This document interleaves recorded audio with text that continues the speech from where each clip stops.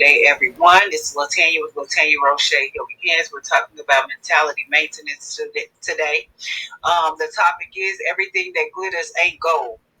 We want you to know, Your Majesty, with all due respect that's due to you, that we will not serve your gods or worship the image of gold you have set up. That's coming from Daniel 3 and 18. And the topic here is in reference to Shadrach, Meshach, and Abednego. They were thrown in the fiery furnace because they refused to worship the gods of the king that they were before. They refused to worship the images of golden calves and different things of that nature that they had implemented for the people of the times to actually serve. You know how everybody's walking around and worried about who got the shiniest bling, you know what I'm saying? Who's got the best necklace with the dopest charm on it? Who's got the biggest rings that they can put on their fingers? Who got the biggest diamond studs in their ears?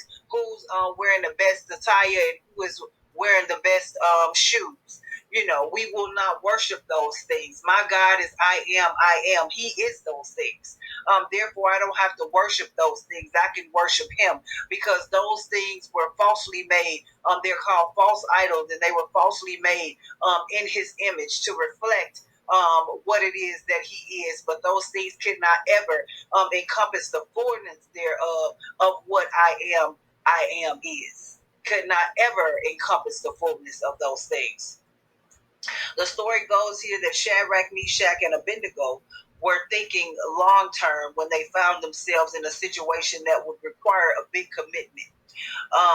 Here's the dilemma they were in. King Nebuchadnezzar made a very large statue and told everyone under his command to bow down and worship. Y'all, Nebuchadnezzar, he really had anger management issues. He had control issues. He had self-control issues. He faced so much aggression. He was very, very aggressive. His anger meter had actually became bigger than himself. He was actually at a point of explosion when he placed them in the fiery furnace. He needed anger management. He needed an anger management plan because no one had to readily comply to what it is that he wanted, but that was what he saw fit to make requests and demands in reference to the people doing it. Was actually a demand because they had no other choice. If they didn't do what it was that he said, then they would reap the consequences. They would reap whatever it was that he had set forth for them. So every time the music played, he wanted someone to actually bow down and worship the gold statue that he had created for everyone to worship because of the level of beauty that he saw it reflected as the sun shone and different things of that nature. He wanted that type of effect. And when he didn't get his way, when the people didn't bow down and serve him and do what it is that he asked, then was when his anger issues, his aggression exploded. And it exploded by way of Shadrach, Meshach, and Abednego having to go into the fiery furnace. But God. That statue every time they heard music being played. The three heroes in the passage of scripture from Daniel were committed to worshiping no one but the one true God. That meant that they were not going to obey the king, which unsurprisingly didn't sit well with him because he was being defied by Shadrach, Meshach, and Abednego, who said, "We're not worshiping your false idols. We're not worshiping your false gods. We're not doing that. We love I am. Now you'll see when you know what I'm saying. When you tell people, I'm not going to do what it is that you want me to do. You're asking me to step outside of my character. You're asking me to step outside of my comfort zone, only to appease and please you. Therefore, I will not do that. When you do that, when you tell people that, they will retaliate. They become aggressive, especially those who are aggressors. They become aggressive and they begin to do things that are not usual. So you'll see unusual things begin to transpire when you don't want to readily come into compliance with whatever it is that whomever it is that wants you to bow down and submit to their request or their demands. When you don't do that, you'll see them begin to behave in a negative, adverse way because Nebuchadnezzar had no self-control. He saw fit to control everyone else. And by way of making them, every time they heard music being played, to bow down and worship the golden idol that he had made um, for the people to worship. So that was an outburst for him because they chose not to bow down and do as he said. He saw fit to punish them.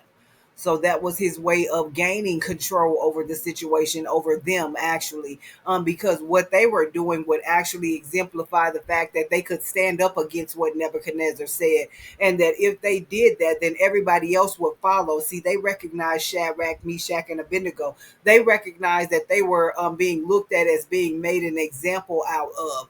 But in all actuality, they were the ones who were setting the tone, the tempo. They were the ones who were in control and knew, excuse me, that they were setting the example for everyone else that was there, the onlookers, the ones who were actually afraid, the ones who would not stand up for themselves because of the level of fear that Nebuchadnezzar had instilled in them. They said, well, we're going to stand up for everybody, not just ourselves, but we're going to stand up for everybody and make them aware that they don't have to come into compliance with what Nebuchadnezzar wanted. They don't have to fulfill the demand that Nebuchadnezzar had on them.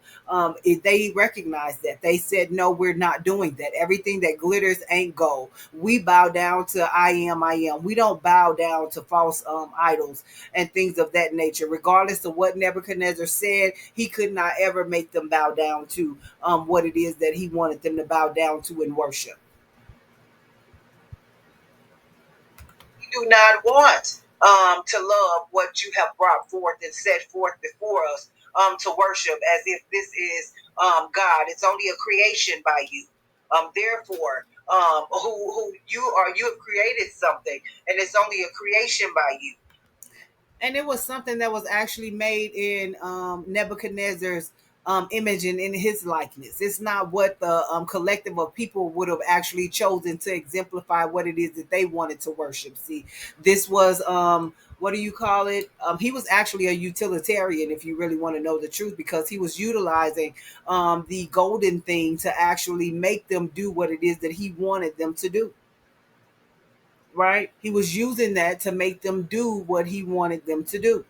And they just were not willing to come into compliance. And they were almost like, standing up for not just themselves, but for every other person that was there before Nebuchadnezzar who had went down and began to worship. They said, oh, no, no, no, no, no. We're not doing what this is. Kind of almost looking at the other people as if they were crazy. Why are you guys bowing down and worshiping this thing? Do you not know who the true and living God is? He's I am, I am. He is not the image of this thing right here. He is not the golden thing that Nebuchadnezzar wants you to bow down and worship. He is not that. He is I am, I am. He is the components of what that is, but he is not that. Nebuchadnezzar made it in his image and in his likeness, not in the image and in the likeness of the Most High, but in his own image and in his own likeness, and made everybody come into compliance by way of worshiping it so that he could feel that energy, that vibration of them worshiping it. So he would feel as if he had done a great job, a good deed. But what he was doing was turning the people against the commandments, the precepts that the Most High had already given them, saying, "Do not do that. Turn away from your from your wicked ways. Beside me there is no other God. You do not worship these golden calves. You do not worship gold. You do not worship silver. You do not worship people. I am, I am."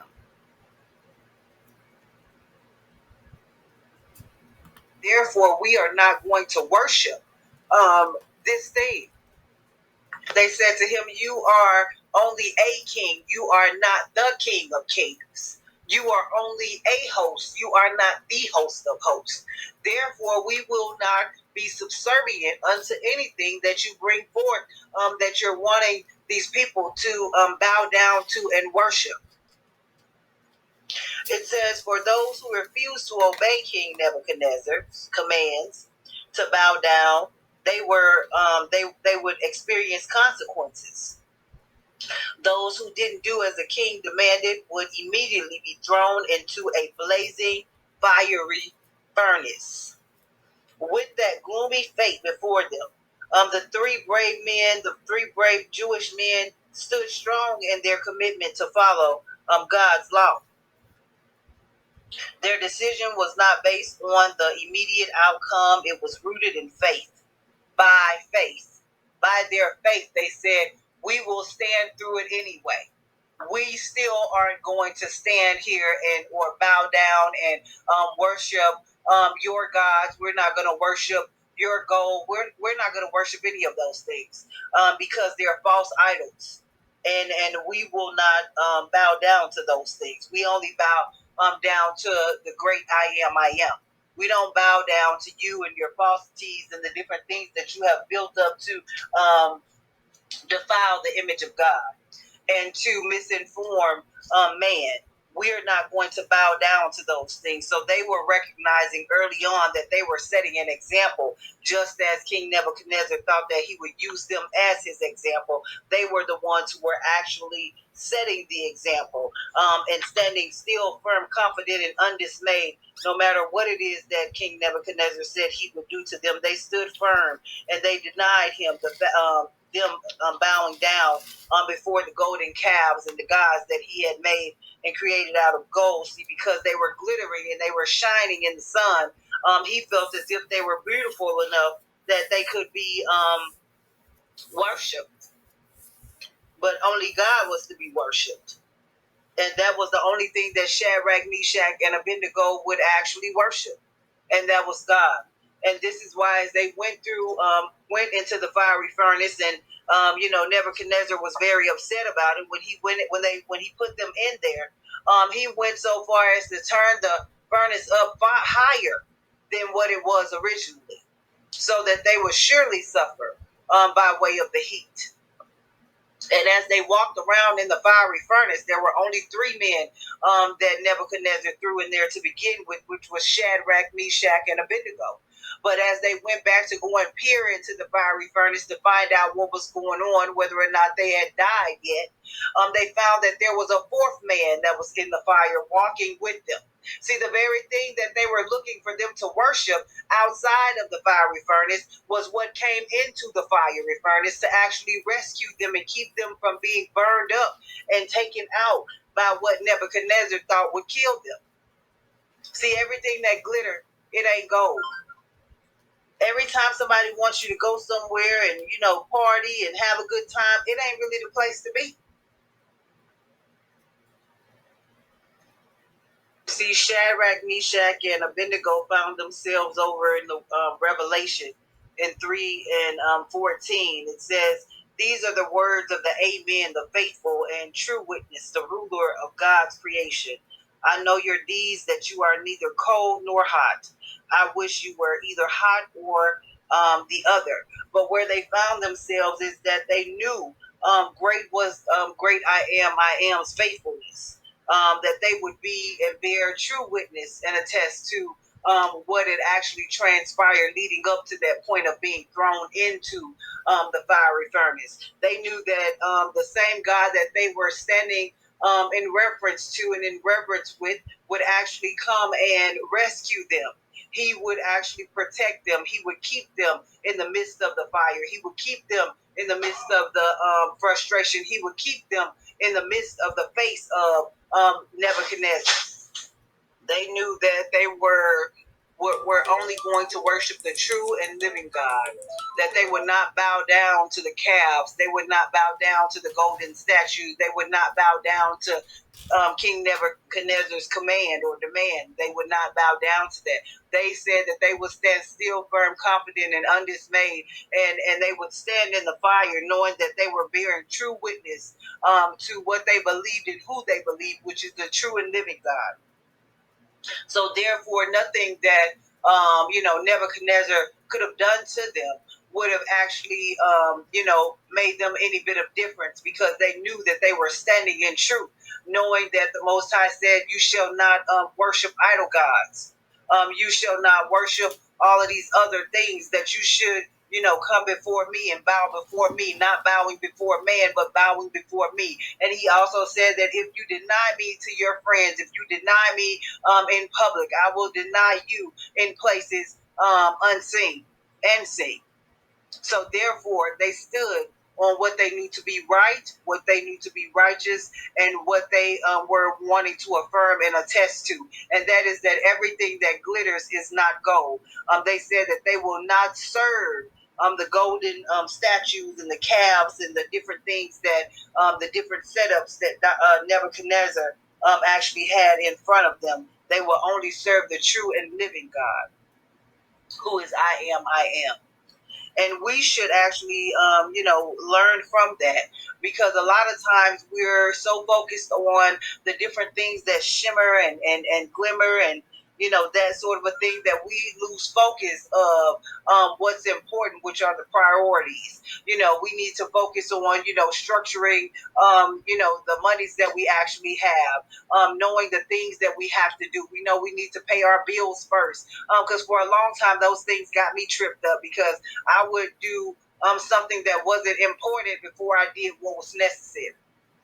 Okay, so it's important to say, okay, well, I know I get paid twice a month, and this is the amount that I usually get paid, and then you got to factor in if you miss a day because you stayed out late at the club and you didn't want to get up, you had a hangover or what have you. You have to add those things into the equation, but it's important to recognize that those things does not have to have all of the power over you. If you structure things the way that they need to be structured, count up what it is that you will be the recipient of, and pay what is becoming to the point of being due.